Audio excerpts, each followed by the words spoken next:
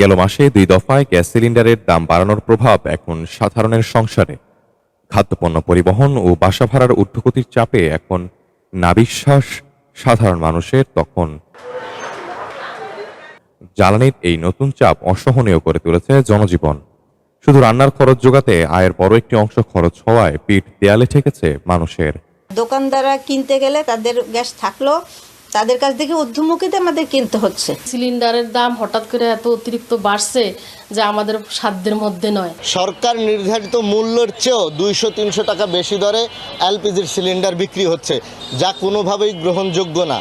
গত এপ্রিলে 2 দফায় 12 কেজি এলপিজি গ্যাস সিলিন্ডারের দাম 600 টাকা বাড়িয়ে 1940 টাকা নির্ধারণ করে দেয় সরকার। তবে নানা অজুহাতে ব্যবসায়ীরা ভোক্তার থেকে বাড়তি আদায় করছেন আরও 100 থেকে 200 টাকা।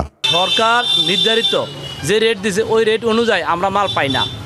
আমরা মাল অনেক আমরা বাড়তি কিনি, বাড়তি বেশি আনার খরচ প্লাস লোকাল ডেলিভারি কস্ট নিয়ে তাতে আমাদের 150 থেকে 200 টাকা গভর্নমেন্টের রেটের সাথে আমাদের পার্থক্যটা হয়ে যায়।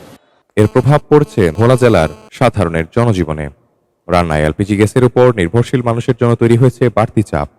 খরচ বৃদ্ধিতে হোটেল, রেস্তোরাঁ ও চায়ের দোকানে বেড়েছে পণ্যের দামও। আগের শ্রেণে এখন প্রতি মাসে 16 থেকে 20,000 টাকা বেশি দিয়ে গ্যাস কিনতে হয় গ্যাসের দাম কমাই দেবো, নাইলে আমরা ব্যবসা ক্লোজ করে দিতে হবে। মালের দামও আমাদের বেশি একটা বাড়াইতে পারি না, আমরা যা আগে বেচতাম এখনও তাই বেশি। ব্যবসা বাণিজ্যেরও অনেক ক্ষয়ক্ষতি হচ্ছে। ভোক্তার সাথে চাপে ব্যবসায়ীরাও। সরকার নির্ধারিত দামে গ্যাস না পাওয়ায় বাড়তি দরে বিক্রিতে হচ্ছে বাধ্য হচ্ছেন এমন দাবি গ্যাস সিলিন্ডার বিক্রেতাদের। জনগণের মতামত বা গণশুনানি ছাড়াই গ্যাস সিলিন্ডারের দাম বৃদ্ধিকে অগ্রহণযোগ্য বলছে ক্যাব। মূল্যস্ফীতি মোকাবেলায় গ্যাসের দাম সহনীয় পর্যায়ে আনার পাশাপাশি বিকল্প জ্বালানি খোঁজার পরামর্শ বিশেষজ্ঞদের। যে কোনো পণ্যের মূল্য বৃদ্ধি করুক বা কমাক, এটা জনসম্পৃক্ততার মাধ্যমে করবে, আইনগতভাবে করবে, কিন্তু এটা তো এখন আইন বিরোধী হয়ে গেছে। সাইফুল ইসলাম, ডেস্ক রিপোর্ট, দেশ বুলেটিন।